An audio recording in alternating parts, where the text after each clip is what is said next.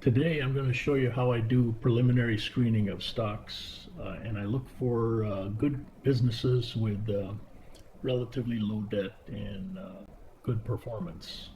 This video is brought to you by Bud Labitan, author of the Four Filters invention of Warren Buffett and Charlie Munger. I bring up the stock screener and first of all, take a look up here in the yellow on Finviz. You can put in the variables or parameters that you want. So let's start over here. Generally, let's start with PE ratios under 15, return on equity greater than 15%, debt to equity less than or under 0.5. And then want to find something with return on investment greater than 10%, current ratio over 1, operating margin at least over 10%, institutional ownership over 30%, net profit margin over 15%, and long-term debt to equity ratio under 1. So let's see what some of the results are. We go down here and keep in mind, first of all, I sort it according to PE ratios, going from a low PE ratio to high PE ratio. Well, I prefer price to value. This is just a preliminary screen. So here we have PE ratios. Now let's go on back and see what the results are. You have to ask yourself the question, why are some of these companies undervalued, or why is their price to earnings ratio low? And we'll get into that in the next video. But a couple stood out in my mind as fairly good companies, and I explain them in other reports. Over here we have, let's see, over here we have Louisiana Pacific Corporation, LPX, with a PE ratio of about 5.5. And we have Quidel Corporation with a PE ratio around 6.2.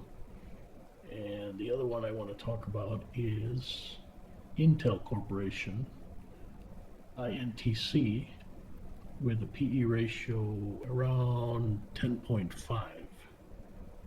So once you find a business that you like, you can look up the financials.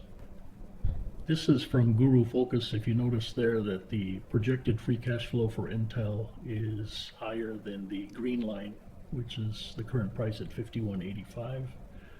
And also the discounted cash flow based on free cash flow is higher, as well as the earnings-based DCF. And let's see what those numbers are.